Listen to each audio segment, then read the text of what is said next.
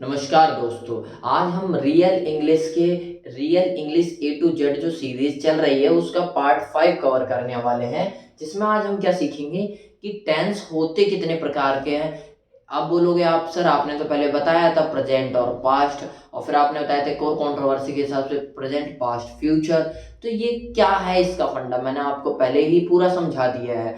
आज हम उन चीजों को पढ़ेंगे जो यूनिवर्सली एक्सेप्टेड है, जो पूरी दुनिया में लगभग पढ़ाया ही जाता है, उन चीजों को पढ़ेंगे। और क्या पढ़ेंगे, जैसे हम पढ़ते हैं ना, जैसे हमने पूरा टेंस पढ़ लिया, मैंने आपको बोला मैं घर पर हूँ, मैं घर पर हूँ। मैंने इंग्लिश बोला, इंग्लिश बनाओ, तो आपने सीधा बोला कि आई एम एट होम। मतलब ये कौन सा टेंस है? आप पहले तो कंफ्यूज हो जाओगे, या फिर रटा होगा तब बता पाओगे। जैसे अगर आपने रट रखा होगा आई एम एट होम, तो आप बोल दोगे कि हाँ भाई आई एम एट होम, ये है इसकी इंग्लिश। या फिर मैंने बोला कौन से टेंस में आ रहा है, तो आप बता ही नहीं पाओगे, क्योंकि प्रेजेंट में क्या आता है ताते ती। तो मैं घर पर हूँ, तो ताते ती बिल्कुल नहीं है, ना ही चुका चुकी है और ना ही रहा रही है। तो किस में आता है, इसको हम कैसे कैटेगराइज करें, उन चीजों को आज हम सीखेंगे। कई बार क्या होता है एग्जाम में, क्या होता है हम प्रेजेंट सिंपल तो दे देता है, तो उसमें आपको पता हो पहला जो रूल होता है उसके अंदर एस या ईएस लगाना होता है। इतना सबको पता रहता है, नहीं पता तो आप सीख जाओगे एस या ईएस का प्रयोग करना होता है। तो वहां क्या होता है एक्सेप्शन से बंदा खेल कर जाते हैं। जैसे फोटोज देके फोटोज का प्लूरल करना है और आगे बढ़ना है, तो हमने क्या किया फोटोज, फोटो फोटो लिखा रहेगा और फोटोज बनाना होगा। तो सिंपल से अगर बच्चे ने, या तो बच्चा एक्सपीरियंस वाला हो यानी इधर उधर से पढ़ रखा हो, तब वो बता देगा फोटोज हो जाएगा। या फिर वो स्पेलिंग में क्या कर देगा, फोटो लास्ट में ओ आ रहा है तो बोलेंगे ओ, हमने रूल पढ़ रखा है ईएस हमेशा ओ के साथ लगता है, और वो ईएस लगा के आ जाएगा, जो कि बिल्कुल गलत है। ये एक्सेप्शन है। ये इन छोटी छोटी चीजों को हमें आज पढ़ना है। तो शुरू करते हैं। सबसे पहले हम पढ़ेंगे टेंस। टेंस को हम हिंदी में काल कहते हैं, सबको पता है। अच्छा, टेंस है क्या, मैंने आपको पहले ही बता रखी, ये वर्ब की फॉर्म है जो time of an action, time कोई एक्शन कब हो रहा है उसे डिस्क्राइब करता है। तो टेंस क्या है, फॉर्म ऑफ वर्ब है विच शोज, जो क्या शो करता है, टाइम ऑफ एन एक्शन, किसी एक्शन का टाइम क्या है, and degree of its completeness. Degree of completeness का मतलब है कि किस हद तक ये काम हो चुका है, या तो शुरू ही नहीं हुआ, या हो रहा है, या रेगुलर वे में होता है, या फिर पूरी तरह खत्म हो चुका है, या हुआ तो शुरू पहले था लेकिन अभी तक चल रहा है। इन सबको क्या बोलेंगे, डिग्री ऑफ कंप्लीटनेस, कि कितना हुआ है काम। टेंस क्या है, फॉर्म ऑफ वर्ब है जो क्या बताता है, टाइम ऑफ एन एक्शन, कोई एक्शन का टाइम क्या प्रेजेंट में हो रहा है, या पास्ट में हो चुका है, या चल रहा होगा। क्या, या तो हो गया है, या फिर हो रहा है, या फिर होगा। तो तीन टेंस में टाइम बता दिया गया, यानी टाइम ऑफ एन एक्शन, किसी भी एक्शन का टाइम बताएगा, और क्या बताएगा, डिग्री ऑफ इट कंप्लीटनेस। तो आप देखो ध्यान से, अब बात होती खेल की। अच्छा, टेंस कितने प्रकार के हैं, अभी तक मैंने टेंस को बस आपको इतना समझाया, फॉर्म ऑफ वर्ब है जो बताता है टाइम ऑफ एन एक्शन, कोई एक्शन कोई काम का क्या टाइम है, और डिग्री ऑफ इट्स कंप्लीटनेस, ये कितना कंप्लीट हो गया है, क्या अभी बिल्कुल नहीं हुआ, या हो रहा है, या हो चुका है, या हुआ तो था शुरू पहले लेकिन अभी तक नहीं हो पाया अभी तक। तो ऐसे हम क्या बताएंगे कि काम कितना हुआ है। टेंस के टाइप पढ़ते, यहाँ पे आपको काम आएगा क्या, मैंने क्या बोला, टाइम ऑफ एन एक्शन। ये सेंटेंस में जो ये मैंने बोला डेफिनेशन, डेफिनेशन अब काम आएगी। आपने पढ़ा होगा टेंस बोलते थे कोई कितने प्रकार के, तो कोई बोलते 3 प्रकार के, तो कई बोलते नहीं 12 प्रकार के, present indefinite tense, present continuous tense, present perfect tense, present perfect continuous tense, फिर पास्ट इंडेफिनिट टेंस। क्यों रटना है भाई, आप समझो, हमने ये पार्ट बना रखे लेकिन किस लिए, हमें आसानी हो। हम तो और मुश्किल बना रहे हैं इसे, कैसे, हम एक की जगह प्रेजेंट पास्ट फ्यूचर की जगह हम चार चार और डाल दे रहे हैं इसके अंदर, फिर बोल रहे हम 12 टाइप के हैं, फिर 12 और याद कर रही, तो हमारे लिए और कठिन हो गया। हम कठिन तो ना, हमारी सहूलियत हमारी आसानी के लिए टेंस बनाए गए हैं। तो हमें उसी प्रकार से पढ़ना है कि हमें आसानी हो, ये नहीं कि और मुश्किल बना दिया, इंग्लिश को जितना था उससे भी गया गुजरा। तो इसी को आगे बढ़ते हुए सीखते हैं। टेंस के टाइप देखो, टेंस के टाइप आप कहीं भी जाओगे ना, तो प्रेजेंट पास्ट फ्यूचर उसके चार चार टाइप बता दिए जाएंगे, लेकिन मैं चाहता हूं मैं अपने हिसाब से बताऊं कि 2 टाइप के टेंस होते हैं। कौन से 2 टाइप के होते हैं, एक तो होता है नो एक्शन टेंस, जिसके अंदर कोई एक्शन का इन्वॉल्वमेंट ना हो डायरेक्ट, यानी एकदम से 1 मिनट किसी का फोन आ रहा है तो एक बार सॉरी फॉर डिस्टर्बिंग, पर एक बार देख लेता हूँ और फिर एयरप्लेन मोड पे लगा दूंगा।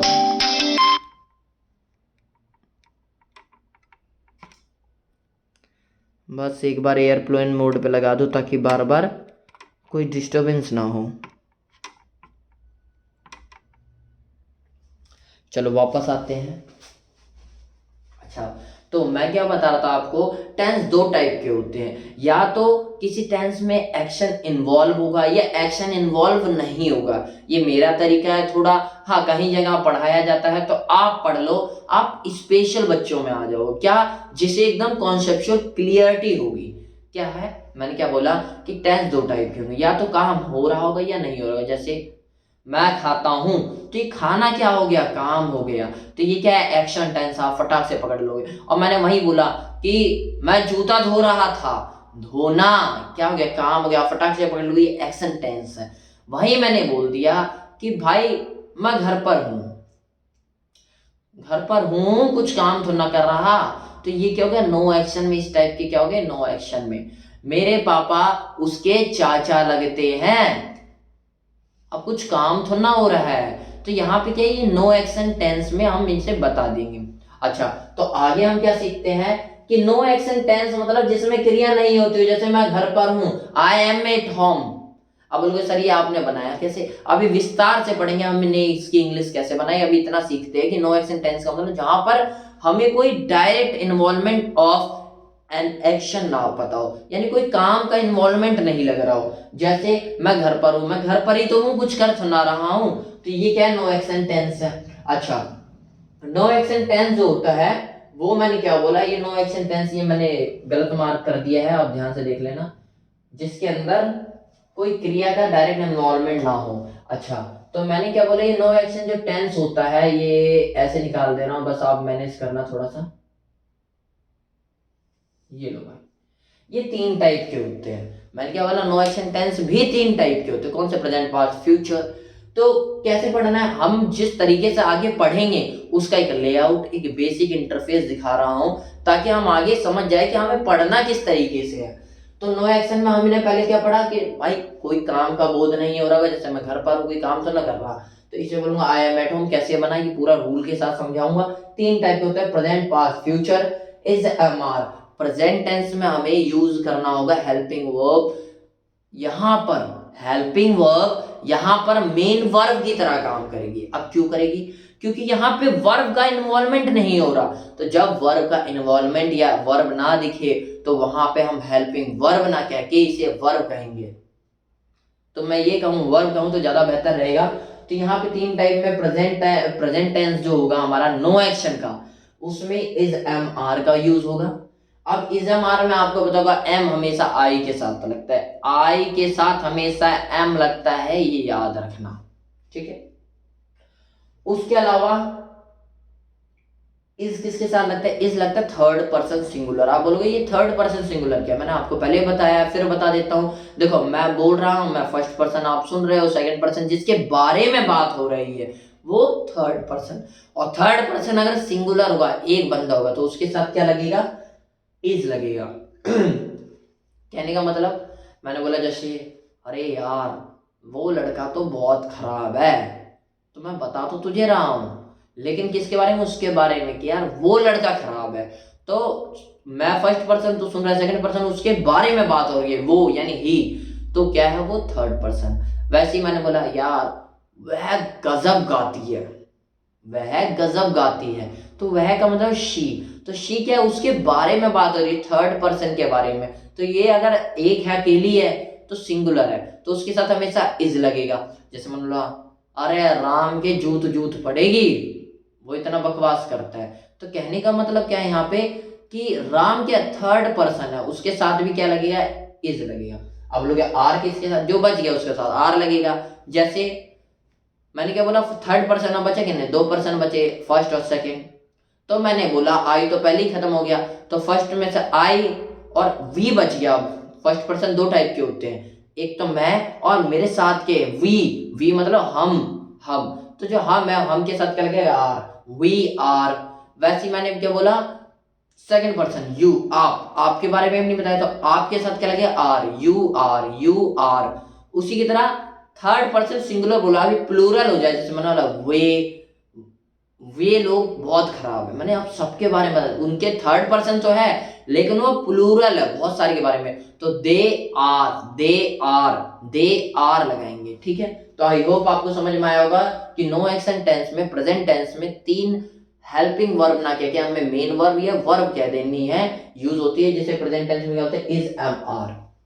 अच्छा, उसके अलावा पास्ट टेंस में कौन सी होगी, वॉज वर, आपको शुरू से ही पता है वॉज वर, वॉज वर। अच्छा, एक फंडा बता दूं मैं, आई के साथ हमेशा वॉज लगता है, आई के साथ हमेशा वॉज लगता है, लेकिन एक एक्सेप्शन है, अगर आप कल्पना मात्र कर रहे होगे और कल्पना अगर स्पेशल होगी तो वहां पे आई के साथ वर लग जाएगा। जैसे if I were the principle of this school I will pass all the student who are not only educated student but also not educated student, यानी अनपढ़ गवार सबको मैं पास कर देता अगर मैं प्रिंसिपल होता इस स्कूल का। आप मतलब समझो, बस कहना क्या चाहता हूँ, आप सेट ऑफ रूल्स हैं, आप पढ़ोगे जितना बोलोगे उतनी अच्छे से क्लियर होती जाएगी इंग्लिश। तो मैंने क्या बोला, वॉज वर में वॉज का एक बहुत अच्छा फंडा है कि वॉज हमेशा आई के साथ वॉज आता है, लेकिन आई के साथ वर भी आ जाता है एक ही कंडीशन में, जब वो कल्पना मात्र कर रहा हो, कल्पना स्पेशल हो। जैसे if I were the principle of this school, मैं अगर इस स्कूल का प्रिंसिपल होता, सोच रहा हूं मैं,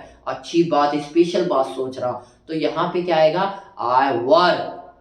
मैंने ये नहीं बोला कि आई वॉज, आई वर, यहाँ पे कल्पना हो रही है इसलिए, बाकी क्या है वही नॉर्मल है। वॉज किसके साथ लगेगा, आई वॉज, और बाकी वर किसके साथ लगेगा, किसी के साथ, वॉज हमेशा आई के साथ भी लग जाएगा, और थर्ड पर्सन सिंगुलर जितने भी होंगे, थर्ड पर्सन सिंगुलर, यानी थर्ड पर्सन सिंगुलर के बारे में बता दिया, जो राम, श्याम, वह और वो लड़का जो भी है वो सब क्या है, थर्ड पर्सन सिंगुलर में। वर किसके साथ लगेगा, वी वर बोल देंगे, यानी फर्स्ट पर्सन आई को छोड़ के, और यू वर लगा देंगे, दे वर लगा देंगे, वो सब क्या है, वर के यूज है। फिर पास्ट के बाद हम 3 टेंस पढ़ रहे हैं नो एक्शन में भी। प्रेजेंट पास्ट में बता दिया मैंने, पास्ट में यूज होगा वॉज वर का as a verb, not helping verb. फिर फ्यूचर में आ जाते हैं विल और शैल। विल शैल ये सुनो का बहुत सिंपल फंडा है, क्या है विल शैल का, देखो हर जगह एक ही सेम ही यूज है, तो एक बार मैं बता देता हूँ। इधर देखो, अब इधर विल तो कहाँ यूज होगा, you, he, she, it, third person singular. ध्यान से देखो यार, वो तीसरे बार के बारे में तो बात हो रही है, तो थर्ड पर्सन सिंगुलर, तो ही भी है, शी भी है, इट भी है। ठीक है, तो यू के साथ थर्ड पर्सन सिंगुलर के साथ और दे के साथ हमेशा विल का यूज होगा, बस इतना याद कर लो। शेल का यूज आई और वी के साथ होता है, इसे छोड़ के जो बच गया उसके साथ विल का यूज होगा। शेल का यूज हमेशा आई और वी के साथ होता है, इसे छोड़ के जो बच गया उसके साथ विल का यूज होगा, बस इतना। शेल कहाँ होगा, ओनली विद आई और वी, इन दोनों के साथ कौन, शेल यूज होगा, बाकी छोड़कर वो सारा विल के साथ यूज होगा। अब आप बोलोगे सर नहीं, मैं तो कई जगह देता हूँ आई विल क्या के बोल देते हैं, सही बात है आप बोल सकते हो, पहले ये ज्यादा करेक्ट होता है, लेकिन अब क्या नॉर्मल है हम लोग विल का ही प्रयोग कर देते हैं, लेकिन आपको पूरे अच्छे से क्लियरिटी पता होनी चाहिए यार, इसीलिए तो हम पढ़ रहे हैं ये सीरीज, तो आपको क्लियरिटी पता होनी चाहिए शेल और विल में फर्क कहाँ आ जाता है। ठीक है, अच्छा फ्यूचर में मैंने बता दिया विल शेल का यूज, यहाँ पे बता ही तो दिया। अब ये क्या है, एज अ हेल्पिंग वर्ब नहीं, मेन वर्ब या वर्ब बोलो यहाँ पे। तो टेंस में हम पढ़ रहे थे नो एक्शन, जहां पे कोई क्रिया का बोध ना हो, वो 3 तरीके के टेंस हो जाते हैं, कौन कौन से, present tense, past tense, future tense. Present tense में is, am, are, past tense में वॉज, वर, और फ्यूचर में विल, शैल। इसके अलावा एडिशनल भी यूज होते हैं, कहाँ होते हैं मैं आपको बताऊंगा, जैसे पास है, पास था, पास होगा, मेरे पास लैम्बोर्गिनी होगी, मैंने ऐसे बोल दिया, अरे वो कुछ कर तो ना रही है, तो नो एक्शन में ही आ गई, लेकिन पास होगी तो विल हैव, पास है, आई हैव अ पेन, मेरे पास है, कुछ कर तो ना रहा, आई हैव अ पेन, मेरे पास पेन है, बस बात खत्म। तो मैंने क्या बोला, यहाँ पे हैव लग जाएगा, has, have, had, will have, ये सारे वर्ब भी एडिशनल में यूज होंगे। इसमें मैं आपको इसके बारे में कैसे यूज होने हैं वो मैं आपको जब एक एक करके पढ़ाऊंगा पूरा टेंस ही, तब बताया जाएगा। अच्छा, आगे बढ़ते हैं, अब हम सीखते हैं नो एक्शन की जगह एक्शन टेंस। अभी हमने नो एक्शन सीख लिया जहां पे काम ही नहीं हो रहा, अब वो टेंस सीखते जो दुनिया सीखती है, लेकिन उसे भी दुनिया जिस तरीके से सीखती है उस तरीके से नहीं सीखना, हमें सीखना है जिससे हम आगे भी अप्लाई कर सके। यही नहीं कि आज सीख के गए कल भूल गए, उसका फायदा ही क्या। तो वही है वो तीर क्या जो समझ आए ना, निशाने से चूक ऐसा कुछ गाना है। तो कहने का मतलब वही है कि भाई हम इस तरीके से पढ़ेंगे कि आगे हम यूज कर सके। तो देखो किस तरीके से निकला टेंस, किस तरीके से हमने बांटा वो सीख लो, आपको इजी पड़ जाएगा याद करना। एक्शन टेंस मतलब जिसमें क्रिया हो रही है, जैसे राम खाता है, राम ईट्स, ठीक है। अब आपने मतलब बना के सारे, अभी मत देखो कैसे बना है, बस आप इतना समझो कॉन्सेप्ट क्या है। एक्शन में जिसमें एक्शन का बोध, जैसे राम खाता है, खाना, मैं जाता हूँ, जाना, ये सारी क्रिया हो रही है। मैं कपड़े धो रहा हूँ, धोना क्रिया हो गई। मैं झाड़ू मार रहा हूँ, स्वीपिंग, ये भी क्रिया हो गई। मैं गैस जला रहा हूँ, फायरिंग, मैं जला रहा हूँ, ये भी क्या हो गई। अब आप लोग फायरिंग नहीं और कुछ होता है, मेरे को पता है क्या होता है, मैं नहीं चाहता कि कंफ्यूज कर लूँ, नॉर्मल यूज कर रहा हूँ। जब ये फंड आएगा तो मैं आपको बताऊंगा गैस स्टॉक को क्या बोलते हैं, खचाखच भीड़ से भर गया, इस टाइप के सेंटेंस भी बताऊंगा। चोर ने पुलिस को पकड़ लिया की जगह पुलिस चोर पकड़ा गया, इतना बोलना है। तो कैसे बोले, ये सब हम आएंगे धीरे धीरे। एक्टिव पैसिव वॉइस में एंटर करेंगे, वहां पे आपको और क्लियरिटी मिलेगी। जो छोटे छोटे बोल देता हूँ ना, ये कहीं ना कहीं एक्टिव पैसिव वॉइस से भी मैच खा रहे होते हैं। फिर आपको ये भी सिखाऊंगा कि चुंगली कैसे किया जाता है। नहीं नहीं, वो लेडीज वाली चुंगली नहीं, मैं वो चुंगली सिखाऊंगा जो डायरेक्ट इनडायरेक्ट हम कहते हैं। किसी ने आपको डायरेक्ट बात कह दी, लेकिन आप जाके उसे किसी को बताओगे तो आप नरेट कर रहे हो, आप चुगली कर रहे हो।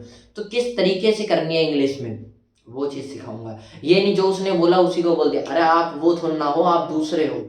या तो आप बार बार ऐसे करके इन्वर्टेड कॉमास करके दिखाओगे, यानी कि ही सैड, फिर ऐसे ऐसे करोगे कि उसने ये बोला, गंदा लगेगा। आप उसकी बातों को नरेट करोगे। जैसे मान बोला कि वह, यार मैं नहीं आ सकती, मैं बिजी हूं, तो मैं जाके वहां क्या बोलूंगा, ये नहीं बोलूंगा कि यार उसने ऐसा बोला कि वो मैं नहीं आ सकती, मैं बिजी हूँ। मैं बोलूंगा, अगर मैं ऐसे बोलूंगा तो ऐसे करना पड़ेगा, तो ये अच्छा नहीं लगेगा। तो मैं कैसे बोलूंगा कि यार उसने कहा कि वो नहीं आ सकती क्योंकि वो बिजी है। ये चुगली करने का तरीका, ये इंग्लिश में सीखेंगे हम, इंग्लिश में सीखेंगे और इंटरेस्टिंग बन जाएगी इंग्लिश। तो उसी को आगे बढ़ाते हुए अभी हम वापस अपने काम पे आते हैं। एक्शन टेंस मतलब जिसमें क्रिया हो रही होती है। ये 3 टाइप के होते हैं। क्या ऑन द बेसिस, मैंने बोला टेंस की पहले डेफिनेशन पढ़ो, क्या है, फॉर्म ऑफ वर्ब है जो टाइम ऑफ एन एक्शन बताएगा। टाइम ऑफ एन एक्शन, कोई टाइम क्या है एक्शन का, मैंने टाइम बताया था आपको 3 टाइप के होते हैं, प्रेजेंट, पास्ट, फ्यूचर। तो ये 3 टाइम हो गए। अब देखो degree of it completeness, time तो बता दिया उसने कि हो रहा है या हो चुका है या होगा। अभी या पहले वह गया, हो गया ना वो सारा, या फिर होगा, मैं जाऊंगा, मैं बिल्लाया जाऊंगा।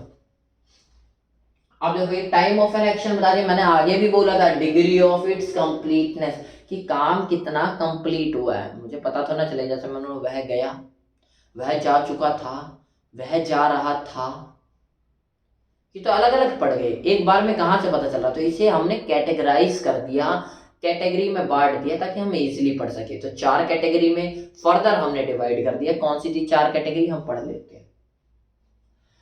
Definite, indefinite tense, continuous perfect tense और परफेक्ट कॉन्टिन्यूअस टेंस।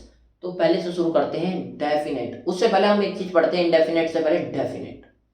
आपने एक वर्ड बहुत सुना होगा, सर इनडेफिनेट तो बहुत कम सुना है या सुना ही नहीं है, लेकिन मैंने डेफिनेट सुना। डेफिनेट मतलब जहां पक्का हो, लेकिन यहां इंडेफिनेट मतलब उल्टा हो जाएगा, या सिंपल बोल सकते हैं इससे। इसमें क्या है, ये डिस्क्राइब करेगा, ओनली डिस्क्राइब एन एक्शन, कोई काम को तो बताएगा, लेकिन ये नहीं बताएगा without stating whether the action are completed और ऑनगोइंग। ये नहीं बताएगा कि वेदर काम चल रहा है या हो चुका है, ये सब नहीं बताएगा, बस इतना बताएगा कोई काम होता है। हैबिचुअल, जो हैबिट के टाइप है, कोई इवेंट रेगुलर बेस पे होता है, सन रोज ही निकलता है, इस टाइप के बारे में क्या कौन बताएगा, प्रेजेंट टेंस में सिंपल टेंस बताएगा। इंडेफिनिट का हम दूसरा नाम सिंपल टेंस भी बोलते हैं। जैसे मैं पढ़ाता हूं, कब से पढ़ा रहा हूं नहीं पता, क्या मैं पढ़ा रहा हूं नहीं पता, क्या मैं उसे पढ़ा चुका हूं नहीं पता, क्या क्या पढ़ाता हूं कुछ नहीं समझ में आ रहा यहाँ पे कि पढ़ा रहा हूं या बस पढ़ाता हूं। अरे भाई पढ़ा रहे थे नहीं पता, पढ़ा चुके हो नहीं पता। तो यहाँ क्या है, ये एक्शन के बारे में मतलब मैं पढ़ाता हूँ, पढ़ाना क्या हो गया, एक्शन हो गया। विदाउट डिस्क्राइबिंग, बिना बताए, विदाउट स्टेटिंग, बिना स्टेट किए बताए कि action, whether action has action, whether the action are completed, action complete हो चुका है या फिर और ऑन गोइंग, ये चल रहा है, ये सब नहीं बताएगा। ठीक है, तो ये जैसे मैं जाता हूँ, मैं खाता हूँ, मैं पीता हूँ, ये तादेती वाले जितने भी आ जाते हैं इंडेफिनेट में आ जाते हैं। आई गो, ठीक है। वैसे इंडेफिनेट में मैंने पास्ट में बोल दिया इंडेफिनेट, जैसे मैं गया, और फ्यूचर में बोलना हो तो आई शैल गो, मैं जाऊंगा। समझ में आ रहा है क्या बोला मैंने, आदत का बोध हुआ। अच्छा, उसके अलावा क्या बोला, कंटिन्यूअस। कंटिन्यूअस में देखो नाम से ही समझ में आ रहा है, कंटिन्यूअस टेंस मतलब वो टेंस जिसके अंदर क्लियर कटली समझ में आ रहा हो कि भाई चल रहा है कोई काम चल रहा है, या तो पहले चल रहा था या चल रहा होगा या चल, लेकिन on going, work is on going. जैसे आई एम गोइंग, मैं जा रहा था, आई वॉज गोइंग, नहीं, आई एम गोइंग, मैं जा रहा हूं, आई वॉज गोइंग, मैं जा रहा था, आई शैल बी गोइंग, मैं जा रहा होऊंगा।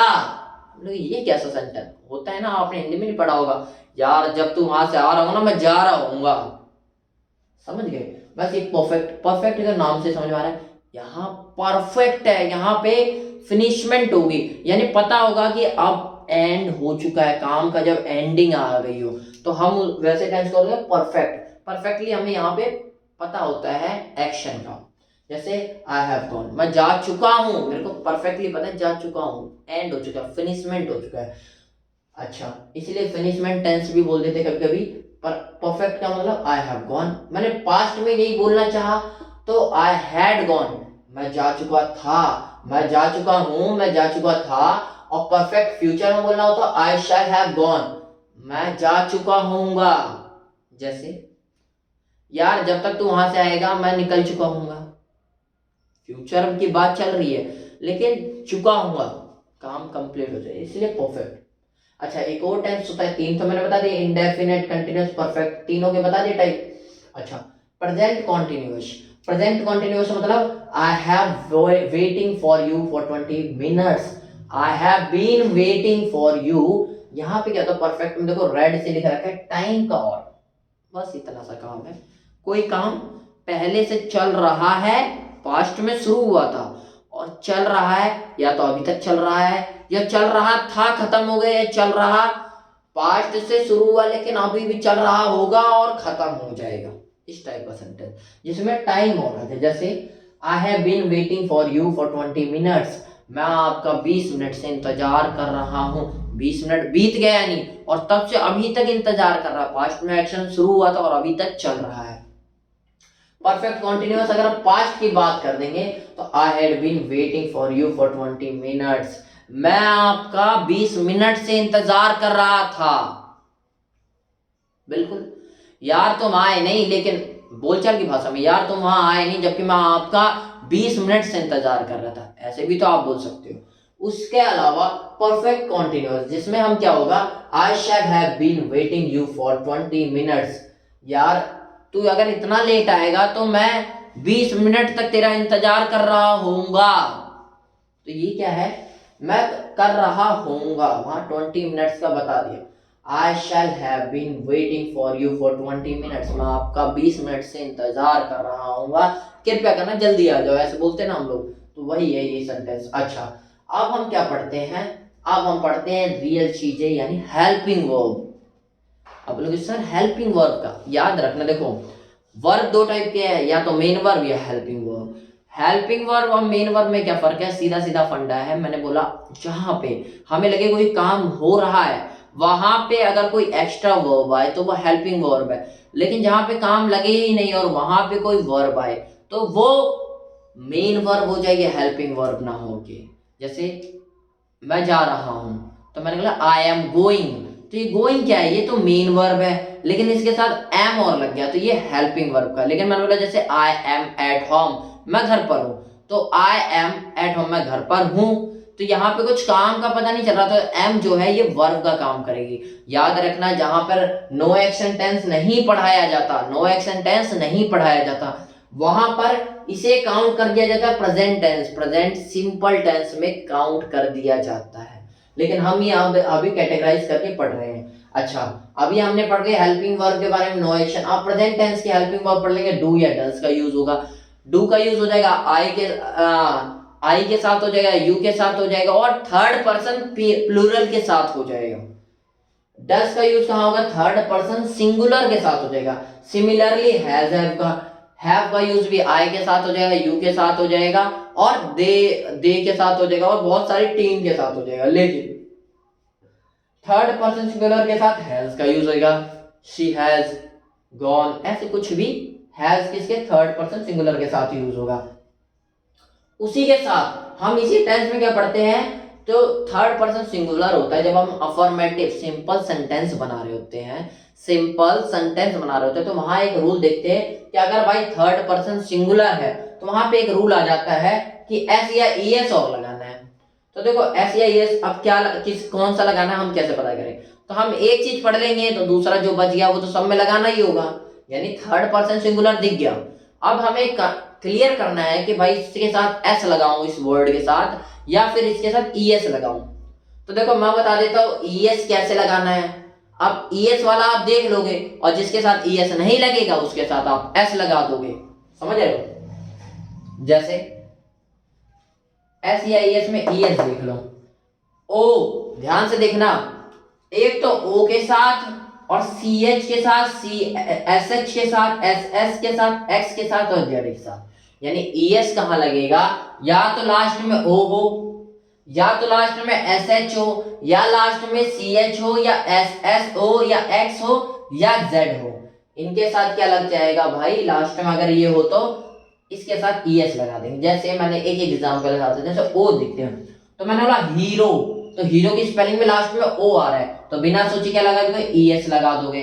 मैंने बोला टमाटोज, तो टमाटो बोलना है, टमाटो एक को हो गया, एक टमाटर, और ज्यादा प्लूरल में बनाना है तो हम क्या करेंगे, यानी हम थर्ड पर्सन सिंगुलर कई जगह पे ईएस लगाना हो तो ओ लग रहा है लास्ट में तो ईएस और लगा दो। जैसे एसएच का बता दे, जैसे डिश लिखा है तो एसएच आगे लास्ट में तो ईएस बिना सोचे समझे लगा दो।